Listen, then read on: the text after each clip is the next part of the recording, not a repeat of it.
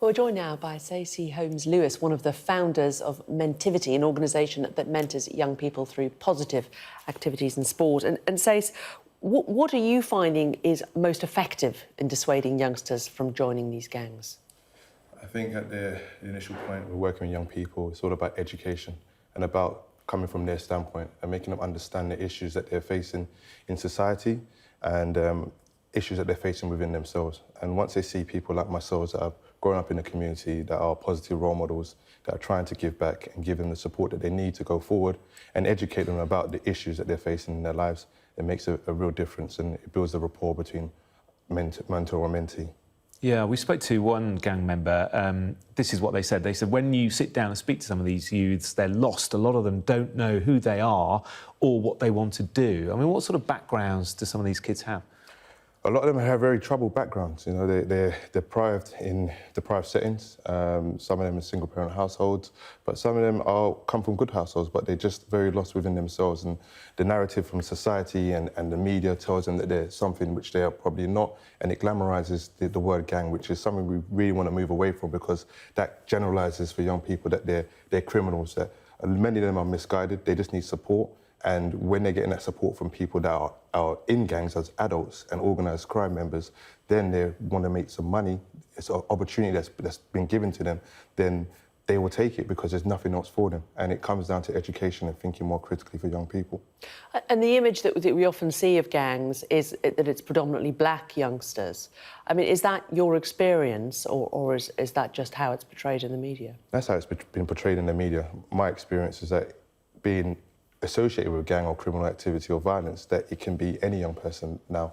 I go to Bermondsey, where it's white Irish boys that are involved in this kind of activity, but it's all the same issues, that they are lost identity, a lack of support, a lack of education. Those that are being expelled and permanently excluded from from mainstream school into pupil referral units. And once they're outside of that education, that's where they fall outside the remit of children's services and social work. And other organisations that want to give support to young people. And that's the problem, that they're being dehumanised and being referred to as being gang members, but they're children and they need education, they need support, and they need more informed education as a means to progress in their lives. The report says that a lot of gang leaders use similar techniques to paedophiles almost to groom these children. What's your experience of that? That is very rife within the community and across the UK.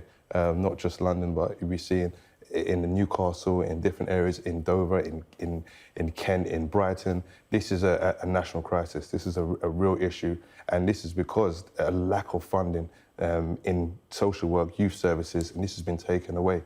If you look at the price that we've been paying per head for children in terms of local authorities and education, that's decreased by 45% since 2010.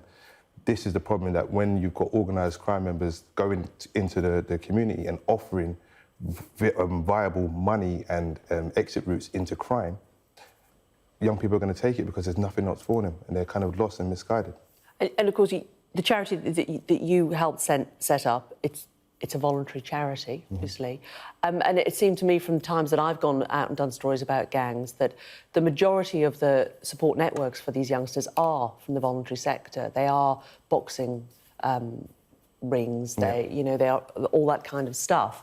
What would you like the government to do? I mean, obviously, more money, but is there anything the government should be doing, you think? I think that funding for youth services and social work should be protected. In times of austerity, the first thing that they cut are youth services, sports and the arts. And that is basically what young people need. And obviously you're seeing it in education now. And there's a real lack of support for young people. If you're taking that back from young people, that is the issue. It needs to be protected. We have to have sustained investment in young people because obviously we know they are the future and they need that support. And now with the issues surrounding criminality and gang violence, they need support from people like myself within the community. There's no point someone else from, I don't know, Scotland coming down to London and talking about the issues that they face because they have no idea. I've lived it, I've grown in the community, I grew up in a housing estate, and I'm still continuing to give back. That's why young people respect people like myself, and they will listen because they need that support and they know that we've got experience, so we're passing it on to them.